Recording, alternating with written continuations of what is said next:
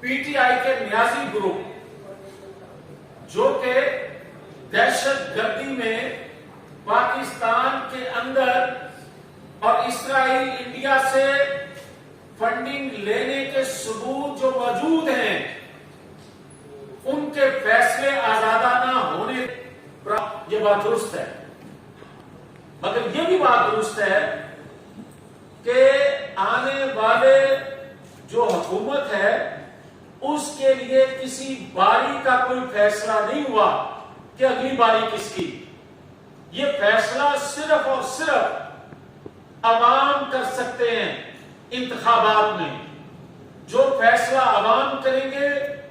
وہی منتخب وزیر اعظم ہوگا اور اسی کو ہونا چاہیے. تو میں جو عوام کی آنکھوں میں جو آج کی قوم کی مہنگائی، معاشی صورتحال، بے روزگاری کی وجہ سے پریشان حال عوام کی آنکھوں میں جو امید میں دیکھ رہا ہوں وہ 1997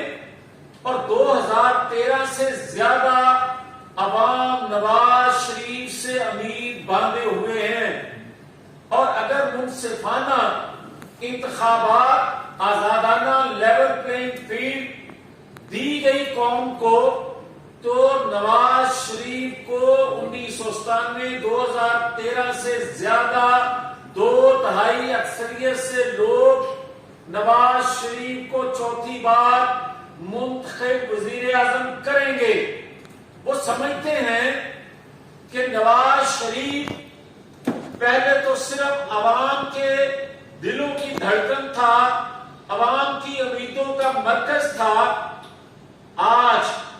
جس حالت کو پاکستان پہنچ گیا 2017 کے بعد یا بار بار کے تجربوں کے بعد،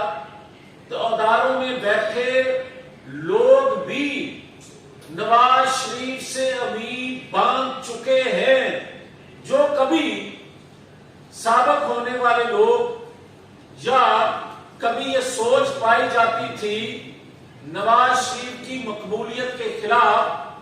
وہ بھی آج ایک پیج پہ ہیں، ایک سوچ پہ ہیں کہ عوامی سوچ کے ساتھ وہ بھی متفق ہیں کہ اگر نواز شریف کو موقع دے دیا جائے،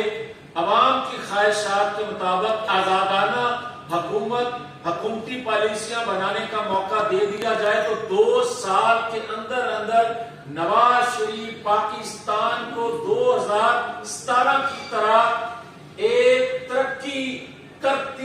کرتے پاکستان اس ٹریک پر چلنے کے لیے نواز شریف پاکستان کو دوبارہ لا سکتا ہے.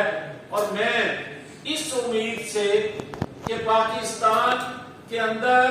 انتخابات میں نواز شریف کو چوتھی دفعہ عوام نے منتخب کر لیا تو سیل پیک جو ہے وہ بڑی سپیڈ سے